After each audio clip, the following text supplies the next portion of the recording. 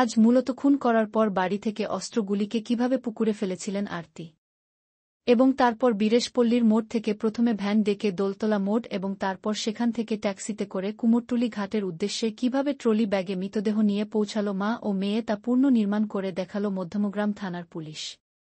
ভ্যানচালক জানান সেদিন ভোরে 130 টাকার বিনিময়ে তিনি বীরেশপল্লী থেকে দোলতলা মোড়ে এসেছিলেন এবং ট্যাক্সি চালক জানান 700 টাকা চেয়েছিলেন তিনি। মহিলা বলেছিল 500 টাকা দেয়া হবে। পরবর্তীতে 600 টাকা ভাড়ায় তিনি কলকাতা কুমারটুলি ঘাটে। আর কতজনের প্রতিনিধি এসেছিল আর কি কি জিজ্ঞাসা করলো?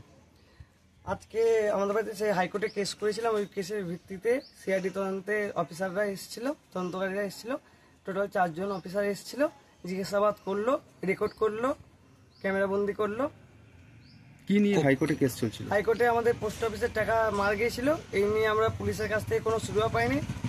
যোগাযোগ ভবনে, কলকাতার ডাক অফিসে, সুপারিনটেন্ডেন্ট অফিসে, সব জায়গায় আমরা দরখাস্ত করি, ওখান থেকে সুবিধা পাইনি, পুলিশ কোনো গুরুত্ব দেয়নি।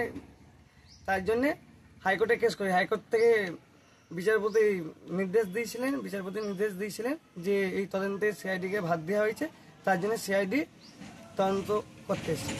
বাড়িতে এসেছিল, জিজ্ঞাসাবাদ করতে এসেছিল, সিআইডি অফিসার 4 জন মিলে এসেছিল। সবকিছু জিজ্ঞাসাবাদ করলো, আমরা কাকে কাকে টাকা দিয়েছি সমস্ত খুঁটিয়ে জিজ্ঞাসাবাদ করলো, কাগজপত্র ইয়ে করলো, ভিডিওগ্রাফি করা হলো। কত সালে ঘটনাটা ঘটেছিল? 2021 সালে। 2021 সালে। কবে নাগাদ কমপ্লেনটা জানানো হয়েছিল? কমপ্লেন অনেকদিন আগে পুলিশকে জানানো হয়েছিল, কিন্তু পুলিশ কোনো রকম গুরুত্ব দেয় না বলে আমরা বর্ধমান কোর্টে ইয়ে করি, কেস করি। ওখান থেকে কোনো সুবিধা না পেয়ে হাইকোর্টে রিট পিটিশন করি। ওখান থেকে বিচারপতি সিআইডি তদন্তে নির্দেশ দিয়েছিল।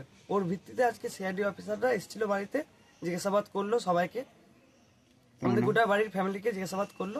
আমার নাম সুরজিৎ পাল, বাবার নাম রঞ্জিত পাল।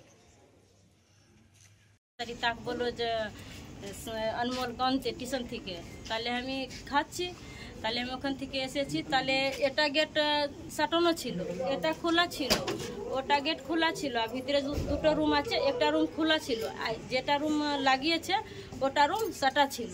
তাহলে আমি দেখেছি পাংখা মুদে দুপাট্টা নিয়ে ফাঁসি লাগিয়ে গেছে।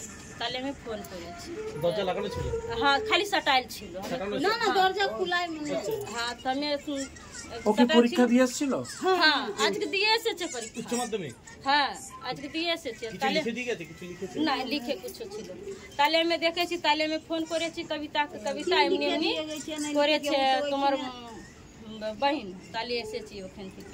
খাওয়া দাওয়া করে কি পড়াশোনা করতে? খাওয়া দাওয়া করেছে, ওটা করে তাহলে সব চলে গেছে দেশবন্ধু কলোনি।